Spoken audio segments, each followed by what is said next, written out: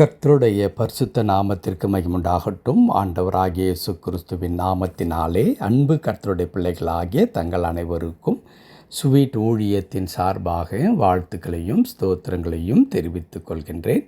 லேவியராகமத்தின் புத்தகம் 26ஆம் அதிகாரம் 9வது வசனம். லேவியராகமம் 26ஆம் அதிகாரம் வசனம் 9. நான் உங்கள் மேல் கண்ணோக்கமாயிருந்து உங்களை பலுகவும் பெருகவும் பண்ணி உங்களோடே என் உடன்படிக்கையை திடப்படுத்துவேன். நான் உங்கள் மேல் கண்ணோக்கமாயிருந்து உங்களை பலுகவும் பெருகவும் பண்ணி உங்களோடே என் உடன்படிக்கையை திடப்படுத்துவேன். என் அன்புள்ள கடவுளுடைய பிள்ளைகளே, ஆண்டவர் எத்தனை இரக்கம் நிறைந்த ஆண்டவர் என்பதற்கு வேதத்தில் அநேக எடுத்துக்காட்டுகளை நாம் சொல்லிக்கொண்டே போகலாம்.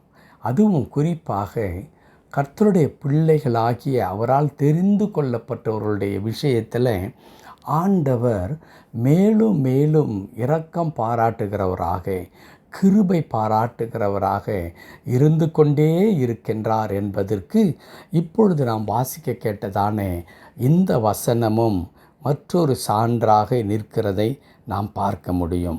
ஆண்டவர் சொல்லுகின்றார், நான் உங்கள் மேல் கண்ணோக்கமாயிருந்து.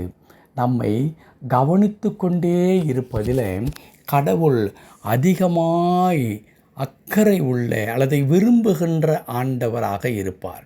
இன்றைக்கு உலக மக்கள் பலர் இருக்கிறார்கள். அவர்களும் நம்மை கவனித்து கொண்டு தான் இருக்கிறார்கள். பிசாசும் நம்மை கவனித்து கொண்டிருக்கின்றார். மக்களை சொன்னேனே, அவர்கள் என்ன செய்கிறார்கள்? இவனை எப்பொழுதாகிலும் குற்றப்படுத்துவதற்கு வகை கிடைக்குமா என்று என்ன செய்கிறார்கள்?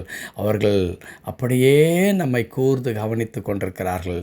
எப்பொழுது ஒரு சின்ன வார்த்தை இவனுடைய வாயிலிருந்து வரும், எப்பொழுது ஒரு செயல் வரும், அதை உடனே நாம் அதை பெரிதாக்கி அவன் இப்படிப்பட்டவன்தான் என்கிறதான முடிவை நாம் மக்கள் மத்தியில் ஏற்படுத்திவிட வேண்டும் என்று நினைக்கிற மக்கள் கூட இருக்கிறார்கள். அதே போல் பிசாசானவனை குறித்து சொல்லும் பொழுதும் யாரை விழுங்கலாமோ என்று கர்ச்சிக்கிற சிங்கத்தை போல வகை தேடி திரிகின்றார் என்று பிசாசுவை குறித்தும் சொல்லப்படுகிறது. எப்பொழுது ஒரு வாய்ப்பு கிடைக்கும், உடனே உன்னை விழுங்கி விடலாம், கீழே தள்ளிவிடலாம் என்று பிசாசானவன் கங்கணம் கட்டிக்கொண்டு ஒரு சின்ன ஒரு கேப் நமக்கு கிடைக்காதா என்று பார்த்து கொண்டிருக்கின்றான். ஆனால் நம்முடைய கடவுளும் சொல்லுகிறார், நான் உங்கள் மேல் கண்ணோக்கமாயிருக்கிறேன் என்று சொல்லி. ஆனால் என் அன்பு கடவுளுடைய பிள்ளைகளை, இதற்கு முன்பதாக நம்மீது காய்ப்புணர்ச்சி உள்ள மக்கள் நம்மை கவனித்து கொண்டே இருக்கிறார்களே, அதற்கும் பிசாசானவன் வகை தேடி திரிகின்றானே, அதற்கும் கடவுள் சொல்லுகின்றாரே, உங்கள் மேல் நான் கண்ணோக்கமாயிருக்கிறேன் என்று சொல்லி. இதற்கும் மாபெரும் வித்தியாசம் இருக்கிறதை நாம் பார்க்க முடியும். மனிதர்களோ பிசாசானவனோ ஏன் அப்படி நம்மை எப்பொழுதும் கவனித்து கொண்டிருக்கின்றார் என்பதற்கு வேறே காரணங்கள் உண்டு. ஆனால் கடவுள் ஏன் நம் மீது கண்ணோக்கமாய் இருக்கிறார் என்பதற்கு ஆண்டவரே அற்புதமாய் சொல்லுகிறார், நான் உங்கள் மேல் கண்ணோக்கமாய் இருப்பதற்கான காரணம் உங்களை பலுகவும் பெருகவும் பண்ணி. கர்த்தருடைய பரிசுத்த நாமத்திற்கு மகிமை உண்டாகட்டும்.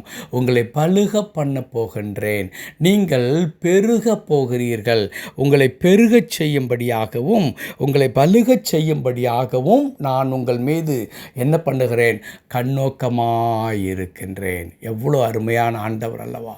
நம்முடைய ஆண்டவர் நம்மை பார்த்து கொண்டே இருப்பதற்கு காரணம், நம்மை கூர்ந்து கவனித்து கொண்டே இருப்பதற்கு காரணம், இவன் எப்பொழுது ஒரு செய்து விடுவான், பாவம் செய்து விடுவான், அல்லது ஒரு சின்ன தவறை செய்து விடுவான், உடனே அவன் மீது நாம் தண்டனை அனுப்பிவிடலாம் என்பதற்காக கடவுள் நம் மீது கண்ணோக்கமாயில்லை.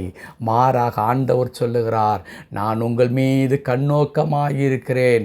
அதற்கு காரணம், நீங்கள் பலுக வேண்டிய நேரத்தில் உங்களை பலுகச் செய்யும்படியாகவும், நீங்கள் பெருக வேண்டிய நேரத்தில் உங்களை பெருகச் செய்யும்படியாகவும் அது மாத்திரமல்ல, மூன்றாவதாக ஆண்டவர் சொல்லுகிறார், உங்களோடு என் உடன்படிக்கையை திடப்படுத்தவும் நான் உங்களை அப்படி கவனிக்கிறேன் என்று சொல்லுகின்றார்.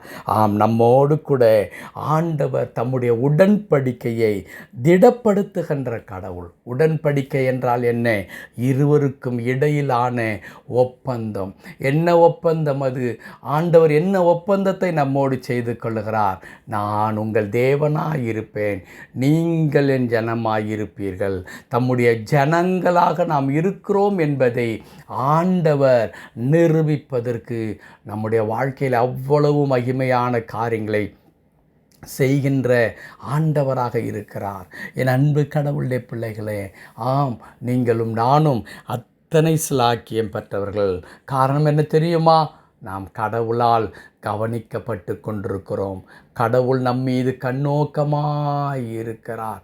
அப்படி கண்ணோக்கமாய் இருந்து பட்டு போன நம்முடைய வாழ்க்கையை, நலிந்து போன நம்முடைய வாழ்க்கையை, இதோ ஒன்றுமில்லாமல் நிற்கிற நம்மை பலுகச் செய்ய போகிறார். பலுகச் செய்ய போகிறார்.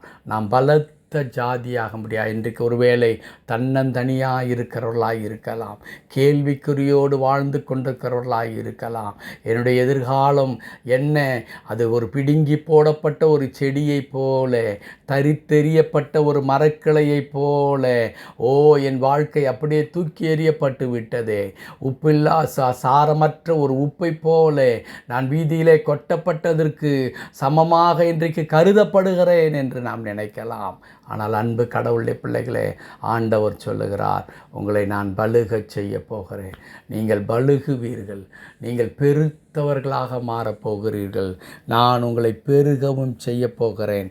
ஆம், இன்றைக்கு ஒரு வேளை எதிர்காலமே இல்லை என்று உங்களுடைய குடும்பத்தை குறித்து, உங்களுடைய பிள்ளைகளை குறித்து நீங்கள் வேதனை அடைந்து கொண்டிருப்பீர்களானால், உங்களை பெருகச் செய்கின்ற ஆண்டவராய், உங்களை பலுகச் செய்கின்ற ஆண்டவராய், உங்களை பலப்படுத்துகிறவராய், தம்மோடு கூட ஆண்டவர் ஏற்படுத்தி இருக்கிறதான இந்த உடன்படிக்கையை இன்னும் ஒரு முறை ஆண்டவர் உறுதிப்படுத்துகின்ற கடவுளாக இருக்கிறார். நீங்களும் நானும் உடன்படிக்கையின் பிள்ளைகளாய் இருக்கிறோம்.